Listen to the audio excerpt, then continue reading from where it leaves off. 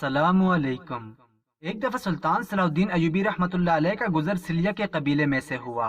یہ صبح کا وقت تھا۔ سلطان اپنے گھوڑے پر سوار تھے۔ اچانک آپ کی نظر ایک بڑے ہجوم پر پڑی، جہاں پر ہزاروں کی تعداد میں مرد عورتیں موجود تھیں۔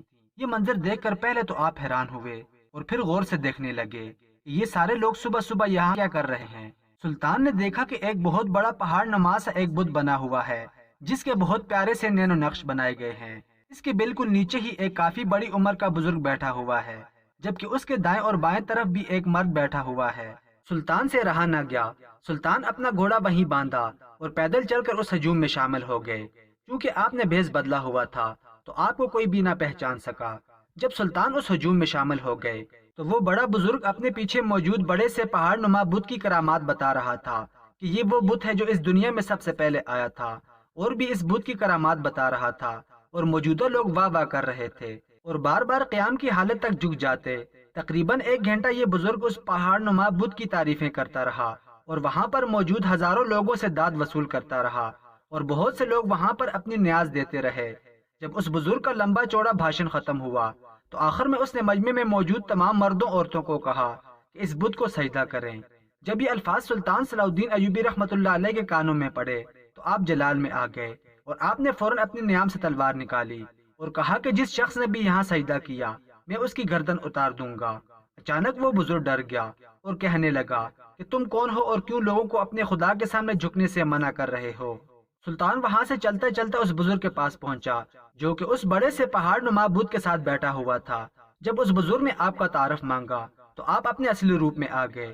سلطان کو دیکھتے ہی یہ بزرگ پہچان گیا کہ یہ تو سلطان صلاح الدین ایوبی ہیں، جو کہ مسلمانوں کے سپاہ سالار ہیں۔ مجمع میں موجود چند لوگ تو انہیں جانتے تھے، لیکن اکثریت کی تعداد میں لوگ سلطان سے نا واقف تھے۔ پھر یہ بزرگ غصے سے بولا کہ آپ اپنے خدا کی عبادت کرتے ہیں، کبھی ہم میں سے کسی نے کوئی دخل اندازی نہیں کی۔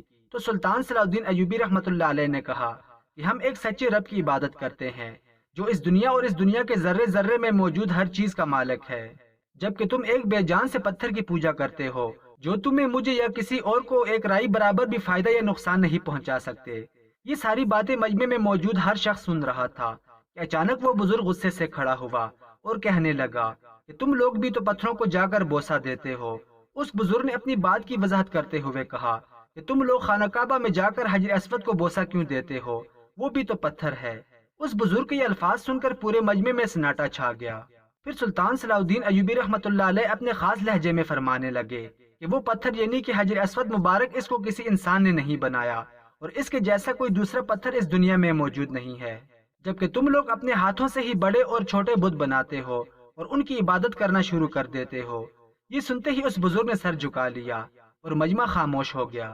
اچانک سلطان نے اپنی تلوار سے ایک بڑے بت پر ایک کاری ضرب لگائی اور ایک بازو کو کاٹ دیا، اور پھر پوری طاقت سے اس بت کو دھکا دیا اور وہ بت نیچے گر گیا اور اس کے ٹکڑے ٹکڑے ہو گئے۔ یہ دیکھ کر اس بزرگ نے واویلا کرنے کی کوشش کی تو سلطان نے اسے خاموش کرا دیا۔ پھر سلطان نے اسے کہا کہ حجر اسود اور تمہارے اس بت کا موازنہ کرنا فضول ہے۔ پھر یہ بزرگ بولا، یہ بھی تو پتھر کا بنا ہے، اس میں کیا فرق ہے؟ سلطان نے کہا، تمہارے اس پہاڑ نما بت کو میں نے اکیلے ٹکڑے ٹکڑے کر دیا، جبکہ حجر اسود وہ پاک اور دنیا کا واحد نایاب پتھر ہے، جس کا وزن، جس کی کرشماتی طاقت انسان تو کیا 40 اونٹ بھی برداشت نہ کر سکے۔ اور سب مر گئے۔ اس بزرگ نے کہا کہ کیا مطلب؟ اپنی بات کی وضاحت کرو۔ یہ سنتے ہی مجمع میں موجود تمام لوگ انتہائی توجہ سے سلطان کی بات کو سننے لگے۔ پھر سلطان صلاح الدین ایوبی رحمۃ اللہ علیہ فرمانے لگے کہ حجر اسود کو خانہ کعبہ سے جدا کر کے جب لے جایا گیا تھا تو جس اونٹ پر وہ لادا جاتا تھا وہ مر جاتا تھا۔ ذی الحجہ 317 عیسوی کو بحرین کے حاکم ابو طاہر سلیمان قرامتی نے مکہ معظمہ پر قبضہ کر لیا۔ ایسا عالم تھا کہ اس سال 317 ہجری کو حج بیت اللہ شریف نہ ہو سکا، کوئی بھی شخص عرفات نہ جا سکا۔ یہ اسلام میں پہلا موقع تھا کہ حج بیت اللہ موقوف ہو گیا تھا۔ بحرین کے حاکم ابو طاہر سلیمان قرامتی نے حجر اسود کو خانہ کعبہ سے نکالا اور اپنے ساتھ بحرین لے گیا۔ پھر بنو عباس کے خلیفہ مقتدر اللہ نے ابو طاہر قرامتی کے ساتھ فیصلہ کیا اور 30,000 دینار دیے، تب حجر اسود خانہ کعبہ کو واپس کیا گیا۔ یہ واپسی 379 ہجری کو ہوئی، گویا کہ 22 سال تک خانہ کعبہ حجر اسود سے خالی رہا۔ جب فیصلہ ہوا کہ حجر اسود کو واپس کیا جائے گا تو اس سلسلے میں خلیفہ وقت نے ایک بڑے عالم محدث شیخ عبداللہ کو حجر اسود کی وصولی کے لیے ایک وفد کے ساتھ بحرین بھجوایا۔ یہ واقعہ علامہ سیوطی کی روایت سے اس طرح نقل کیا گیا ہے کہ جب شیخ عبداللہ بحرین پہنچ گئے تو بحرین کے حاکم نے ایک تقریب کا اہتمام کیا جس میں حجر اسود کو ان کے حوالے کیا گیا، تو ان کے لیے ایک پتھر خوشبودار خوبصورت غلاف میں سے نکالا گیا کہ یہ حجر اسود ہے، اسے لے جائیں۔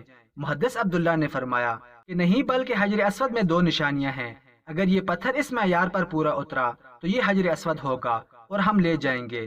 پہلی نشانی یہ کہ پانی میں ڈوبتا نہیں ہے، دوسری یہ کہ آگ سے گرم بھی نہیں ہوتا۔ اب اس پتھر کو پانی میں ڈالا گیا تو وہ ڈوب گیا، پھر آگ میں اسے ڈالا گیا تو سخت گرم ہو گیا۔ پھر فرمایا ہم اصل حجر اسود کو لیں گے، پھر اصل حجر اسود کو لایا گیا اور آگ میں ڈالا گیا تو ٹھنڈا نکلا، پھر پانی میں ڈالا گیا، وہ پھول کی طرح پانی کے اوپر تیرنے لگا۔ تو محدث عبداللہ نے فرمایا یہی ہمارا حجر اسود ہے اور یہی خانہ کعبہ کی زینت ہے اور یہی حقیقی جنت والا پتھر ہے۔ اس وقت ابو طاہر قرامتی نے تعجب کیا اور کہا یہ باتیں آپ کو کہاں سے ملی ہیں؟ تو محدث عبداللہ نے فرمایا یہ باتیں ہمارے جناب رسول اللہ نبی آخر الزمان حضرت محمد صلی اللہ علیہ وآلہ وسلم سے ملی ہیں کہ حجر اسود پانی میں ڈوبے گا نہیں اور آگ سے گرم نہیں ہوگا۔ پھر جب حجر اسود مسلمانوں کو مل گیا تو اسے ایک کمزور اونٹنی کے اوپر لادا گیا جس نے تیز رفتاری کے ساتھ اسے خانہ کعبہ پہنچایا۔ اس اونٹنی میں زبردست قوت آ گئی، اس لیے کہ حجر اسود اپنے مرکز بیت اللہ کی طرف جا رہا تھا، لیکن جب اسے خانہ کعبہ سے نکالا گیا تھا اور بحرین لے جایا جا رہا تھا تو جس اونٹ پر لادا جاتا تھا وہ مر جاتا تھا، حتیٰ کہ بحرین پہنچنے تک 40 اونٹ اس کے نیچے مر گئے۔ جب سلطان نے اپنی بات مکمل کر لی تو اس بزرگ نے کہا سلطان معظم ہمیں کلمہ پڑھائیے، ہمیں اس پتھر یعنی کہ حجر اسود کی کرامات کا علم نہیں تھا۔ اس کے بعد وہ بزرگ اور وہاں پر موجود تمام لوگ مسلمان ہو گئے۔ دوستو آپ کو سلطان صلاح الدین ایوبی رحمۃ اللہ علیہ کا ایک اور مشہور واقعہ سناتے ہیں۔ ایک دفعہ منقوش قبیلے کے چند ایک منافق لوگوں نے اس وقت کے مشہور عالموں کو اکٹھا کیا کہ سلطان صلاح الدین ایوبی رحمۃ اللہ علیہ سے ایسے سوال پوچھے جائے جن کا ان کو ہرگز جواب نہیں آنا چاہیے۔ فدائی قبیلے میں یہ اعلان کیا گیا کہ جو سب سے زیادہ مشہور عالم ہے، جن کے پاس علم کا سمندر ہے، وہ لوگ آج سردار کے پاس حاضر ہوں۔ جب تمام بڑے یہودی عالم اکٹھے ہوئے تو فدائی قبیلہ کے سردار نے کہا کہ تم لوگ ایسے سوال بناؤ جن کا جواب سلطان کو نہیں آنا چاہیے۔ اگر سلطان کو جواب نہ آیا تو میں تم سب کے لیے الگ الگ جنت بنواؤں گا، جو تم منہ سے نکالو گے تمہارے لیے وہ پیدا کروں گا۔ تمام عالم بہت خوش ہو گئے۔ اس سردار کے محل میں ایک بوڑھی عورت کام کیا کرتی تھی۔ اس نے کہا کہ سردار جی میں بھی ان کے ساتھ جاؤں گی۔ سردار نے کہا بڑھیا ابھی میری بات پوری مکمل ختم نہیں ہوئی، بے شک تم بھی ان کے ساتھ جاؤ۔ اگر تم میں سے کسی نے سلطان کو لاجواب کر دیا تو اس کے لیے دنیا ہی میں جنت بناؤں گا اور دنیا کی جو چیز کہو گے مہیا کی جائے گی، لیکن اگر تم میں سے کوئی شخص سلطان کو لاجواب نہ کر سکا تو تم سب کی گردنیں اڑا دی جائیں گی۔ یہ کہہ کر سردار اپنی جگہ سے اٹھ گیا اور یہ یہودی عالم اور ان کے ساتھ یہ بوڑھی عورت اسلام پر ریسرچ کرنے لگے کہ ایسے کون سے سوال تلاش کیے جائیں جن کا جواب سلطان کو نہ آئے۔ آخرکار ایک دن یہ سارے یہودی عالم اور بوڑھی عورت سلطان کی عدالت میں پہنچ گئے اور سوال کیا کہ اے سلطان آج ہمیں آپ سے چند سوال کرنے ہیں، اگر آپ ان کا جواب دے دیں تو ہم آپ کو مسلمانوں کا حقیقی سربراہ اور دین اسلام کو سچا مذہب مان لیں گے۔ سلطان کی یہ عادت تھی کہ آپ سے جب بھی کوئی کافر اسلام کے بارے میں سوال کرتا تو آپ اس کو ضرور اس کا جواب دیتے۔ پھر ایک یہودی عالم کھڑا ہوا اور سوال کیا کہ آپ کے نبی حضرت محمد صلی اللہ علیہ وآلہ وسلم کی کتنی مائیں تھیں؟ یہ سنتے ہی سلطان کے سپاہیوں نے تلواریں نکال لی کہ شاید یہ یہودی آپ کے والد کے بارے میں گستاخی کر رہا ہے، لیکن سلطان نے اپنے سپاہیوں کو منع کیا اور کھڑے ہو کر دونوں ہاتھ باندھ کر جواب دیا کہ سیرت المصطفیٰ میں حضور نبی کریم حبیب کائنات کی رضائی ماؤں کی تعداد 6 ہے، جن میں 3 شادی شدہ اور 3 غیر شادی شدہ تھیں۔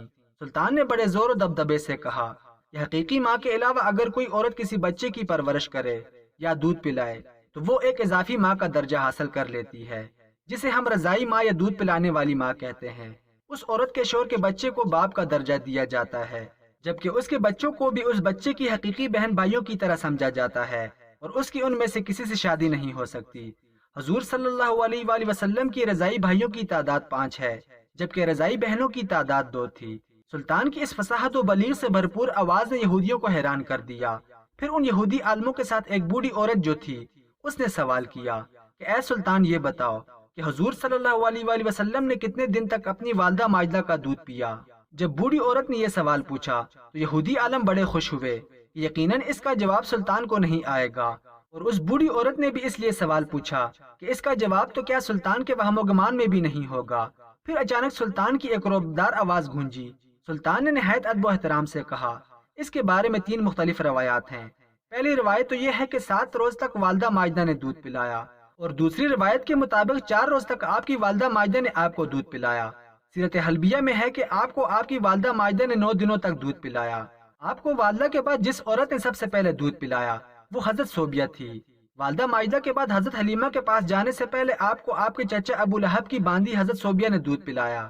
جس وقت آپ نے دودھ پیا اس وقت وہ آزاد ہو چکی تھی، کیونکہ ابو لہب کو بھتیجے کی خبر حضرت صوبیہ نے جس وقت دی تھی اس وقت ابو لہب نے اس کو آزاد کر دیا تھا۔ عربوں میں یہ رواج تھا کہ نئے پیدا ہونے والے بچے کو خالص عربی زبان سیکھنے اور دیہات کی پاک و صاف آب و ہوا میں مخلوط تہذیب سیکھنے کے لیے کسی گاؤں میں بھیج دیا جاتا۔ شرفۂ عرب میں جاری اس دستور کے مطابق بنو سعد کی عورتیں شیرخوار بچوں کو مکہ آ کر تلاش کرتیں اور مخصوص اجرت و معاوضہ حاصل کرنے کی غرض سے انہیں لے کر جاتیں۔ جس سال نبی اکرم صلی اللہ علیہ وآلہ وسلم کی ولادت باسعادت ہوئی تو حسب رواج بنو سعید کی عورتیں مکہ آئیں، جن میں حضرت حلیمہ سعدیہ بھی شامل تھیں۔ تمام خواتین نے آپ کے گھر کی خستہ حالت اور آپ کی یتیمی کو دیکھ کر انکار کر دیا، تو حضرت حلیمہ سعدیہ نے آپ سے برکت کی امید لگا کر اس یتیم کو لے لیا، جو در حقیقت یتیم نہیں تھے۔ اس مولود کے مبارک ہونے کا احساس حلیمہ اور ان کے شوہر کو اسی وقت سے ہونا شروع ہو گیا جس وقت انہوں نے ان کو گود لیا۔ چنانچہ اگلے دن ہی ان کے شوہر نے اپنے احساسات کا ان الفاظ میں اظہار کیا: اے حلیمہ، خوب جان لو بے شک تم نے ایک مبارک اور بابرکت بچے کو لیا ہے۔ یوں حضرت حلیمہ آپ کی دوسری رضائی ماں بنی۔ حضرت حلیمہ نے آپ کو 2 سال تک دودھ پلایا۔ مدت رضاعت مکمل ہونے پر دودھ چھڑا کر حسب معاہدہ آپ کو مکہ لے کر تو آ گئیں، لیکن ان کو تمنا تھی کہ اس مبارک مولود کو کچھ دنوں کے لیے مزید رکھنے کی سعادت مل جائے۔ ادھر جب مکہ پہنچی تو معلوم ہوا کہ مکہ میں وبا پھیلی ہوئی ہے، تو ان کی گزارش پر آپ کی والدہ اور دادا نے ان کی گزارش کو قبول کرنا ہی بہتر سمجھا۔ اس طرح آپ دوبارہ حضرت حلیمہ کے پاس ہی رہے۔ 4 سال کی عمر میں وہ آپ کو والدہ ماجدہ حضرت آمنہ کے پاس لے کر آ گئیں۔ حضرت حلیمہ سعدیہ کی وفات مدینہ میں ہوئی اور جنت البقیع میں آپ کو دفن کیا گیا۔ حضور صلی اللہ علیہ وآلہ وسلم کی تیسری رضائی ماں حضرت ام فروا تھی۔ یہ سنتے ہی وہ یہودی عورت سجدے میں گر گئی اور کہنے لگی کہ میری جتنی عمر گزری ہے سب فضول تھی، در حقیقت اصل مذہب دین اسلام ہے اور نبی اکرم صلی اللہ علیہ وآلہ وسلم کی تعلیمات ہر بہر درست ہیں۔ میں دائرہ اسلام میں داخل ہونے کا اعلان کرتی ہوں۔